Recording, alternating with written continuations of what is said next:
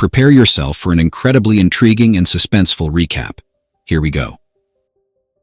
At the beginning of the film, we are introduced to Anna, a dedicated PhD student at the prestigious University of Oxford. She spends her days and nights in the lab, immersed in complex experiments exploring the reactions of electrolytes when subjected to different electromagnetic pulses. Despite numerous attempts, the reactions of the atoms remain consistently unchanged by the varied pulses, and the conductor stays remarkably stable. However, a twist occurs during experiment 17. Unexpectedly and astonishingly, Anna observes an electron simply vanish before her eyes. At this moment, Nate, her research colleague, enters the lab. Anna, unable to contain her excitement, rushes to share the discovery with him. Nate argues that electrons cannot simply be destroyed. They must have been transported elsewhere. Intrigued by this possibility, they decide to scale up the experiment, now attempting to make an entire atom disappear. Though small, this feat would require an upgrade in their available computing power. Anna proposes going even further, making an entire molecule, composed of multiple atoms, disappear, which could allow them to track the molecule's final destination. However, they face a significant obstacle. Their lab equipment is outdated and urgently needs upgrades. Additionally, they need to reconfigure the entire experimental process to minimize the risk of server failures, which could ruin the entire operation. The narrative then introduces us to Liv, a brilliant hacker known for her ability to extract maximum capacities from computer networks. When they present the challenge to her, Liv is instantly fascinated by the idea. She proposes creating a sophisticated worm capable of silently infiltrating and utilizing the university's computers without leaving a trace. Nate hesitates, worried about the legal implications, but Liv reassures the team, asserting that the virus is undetectable. As they discuss the technical details of their audacious plan, a group of activists can be seen protesting against animal testing at the university. With the plan in motion, Liv initiates the cyber attack, successfully infecting and hijacking the computing power of half the computers around the globe. With this power at their disposal, Anna conducts experiment 17 once again. This time, the group watches as a small tree branch completely vanishes from sight. Excited, they test the same technique with a piece of marble, which disappears just like the branch. In the following days, Anna and her team continue to scale up the objects in their experiments. They discover that the positioning of the electrodes in a three-dimensional arrangement is crucial for the precision of object movement. With this in mind, they meticulously calibrate the destination coordinates for the transported objects. In a decisive test, a Rubik's Cube is chosen as the test object. To everyone's surprise and delight, the cube not only disappears, but also reappears exactly at the designated location. This remarkable success suggests they may have discovered a way to achieve teleportation through a wormhole theoretically created by the electromagnetic pulses. In a moment of boldness, Anna, Nate, and Liv decide to take their experiments to the next level, beginning to teleport living beings. Initially, they succeed with a worm, which crosses the spatial gap without any apparent harm. Encouraged by this success, they progress to tests with larger animals, including Liv's grandmother's cat, which also returns unharmed from the process. After careful examinations of the animals, searching for any signs of cellular mutations or molecular deterioration, they confirm that both the DNA and RNA of the specimens remain unchanged before and after teleportation. Excited by the promising results, the team decides to establish a stable wormhole. During one test, Liv sends an object through the portal, which by sheer luck ends up falling on Anna. Until then, the wormholes created by the team had only remained open for brief moments, just long enough for objects to pass through. With growing ambition, they plan to present their discoveries to secure funding. Nate, leveraging his father's contacts, helps Anna file patents for their innovations. Together, they begin to dream about the revolutionary changes their invention could bring to the world. Meanwhile, it is revealed that Nate and Anna have been friends since their first year of college and have romantic feelings for each other, though neither has yet confessed. Nate finds the courage to ask Anna to the movies. However, before she can respond, Liv bursts in with alarming news. Microsoft has just released a security update that will neutralize the virus they are using, cutting off their access to the necessary computational resources for their experiments within a day. Trio devises a bold and risky plan. One of them must undergo the teleportation process as a test subject, recording all possible observations. After a brief discussion, Anna is chosen to be the volunteer. With the decision made, they return to the lab to begin the process. Before teleporting, Anna jokingly reminds Nate of the promised movie. In response, he surprises her with a passionate kiss and declares his love. Then, they start the experiment, and in the blink of an eye, Anna disappears. In the next scene, we see Anna waking up disoriented in her bed, with no clear memory of what happened. She heads to the university, still confused, and encounters animal rights activists. One of them, named James, tries to talk to her about their cause, but Anna, while expressing support, says she is not well and needs to leave. She heads to the lab, where she finds Liv and Nate, still perplexed by the recent events. When Anna returns to the lab, Liv and Nate inform her that they have lost access to the high computational capacity and have consequently gone back to working with atoms, returning to the basics of their experiments. They suggest that Anna perform some routine tests, but to her surprise, she cannot remember the procedures. The perplexity grows when they discover that several days have passed since her last experiment, a time lapse she cannot account for. Questioning the success of the last experiment, Anna receives evasive answers from her colleagues, increasing her sense that something is wrong. Worried, Anna decides to call her mother. During the conversation, her mother mentions that she is moving and has found several old things of Anna's. She asks if Anna would like her to send these items, but Anna, still shaken by the recent events and somewhat coldly, suggests that her mother donate everything to charity.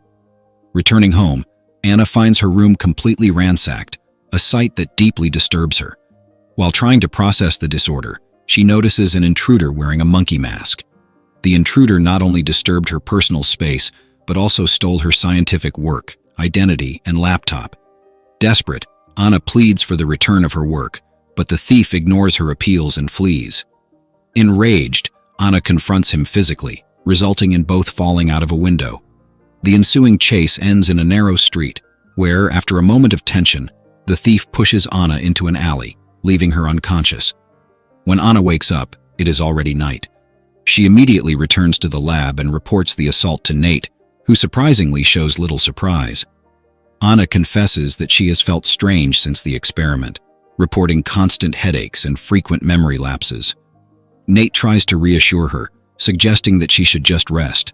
The next day, at the lab, Liv reveals that cybersecurity experts have managed to track the virus they used, and now they face a serious investigation for cyber-terrorism.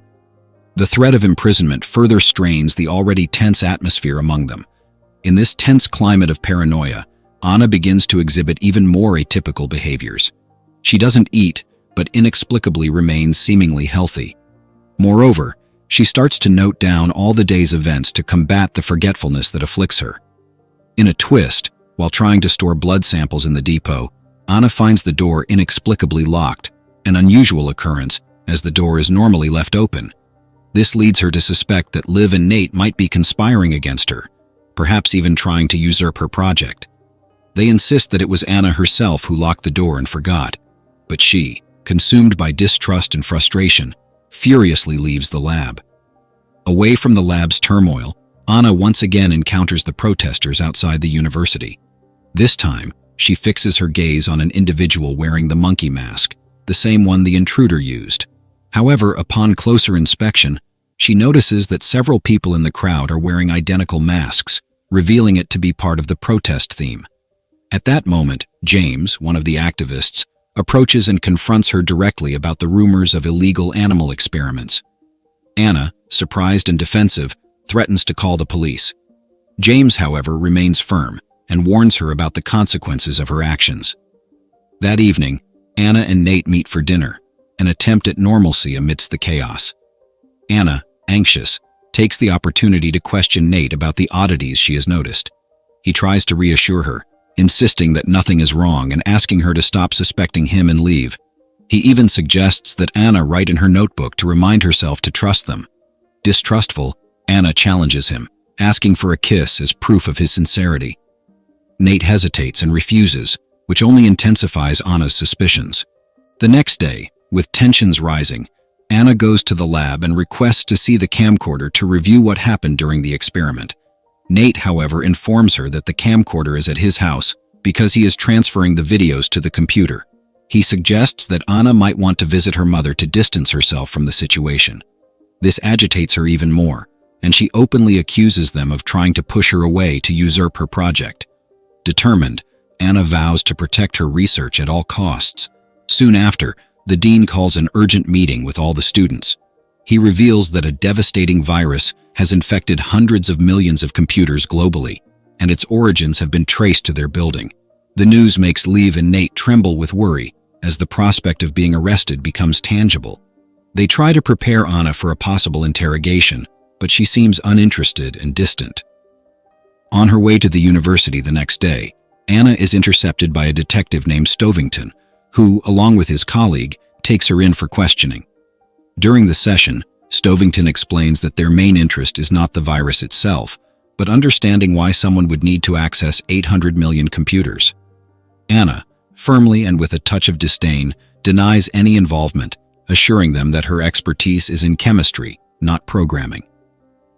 After returning to the university, Anna finds herself cornered by animal rights activists. Accused of illegal testing and seeing a cat with her, she faced an attempted attack, escaping by a hair's breadth.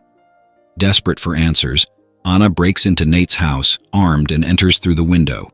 There, she finally finds the recording of the experiment and begins to watch. Everything seems normal in the video. She teleports a few meters ahead. But on the second attempt, Anna notices something disturbing. While passing through the wormhole for a brief moment, two versions of herself coexisted. Before Anna can process this, Nate arrives home abruptly. He reveals that he has explained everything multiple times, but Anna keeps forgetting. Nate insists that she come to the lab with him, but Anna, panicked, ends up shooting him, causing only a minor injury before fleeing. In a state of shock and disorientation, Anna wanders the road until she is found by Liv, who takes her back to the lab. To Anna's surprise, Nate is there, seemingly unharmed but a bit bloodied. Nate finally reveals the truth. During the first experiment, Anna teleported, but the wormhole remained open too long, distorting gravity and data. On the second attempt, they used an electronic scale to correct the problem, measuring the entry of mass. It was then that another clone of Anna appeared, unconscious, revealing that she was not made of conventional matter but of light, with a weight similar to that of a photon due to the speed of the teleportation. Shocked, Anna examined her own blood under the microscope, finding something that left her perplexed: nothing. At that moment, the real Anna emerged from the storage room, leaving Photon Anna in a state of shock. The truth is revealed. Anna was the masked monkey thief who had returned home in search of documents. Liv, Nate, and the real Anna inform Photon Anna that the algorithm has been rewritten and that Photon Anna needs to go through the machine again to disappear. Desperate, Photon Anna refuses to accept her fate and pleads to stay, even if confined to the small room.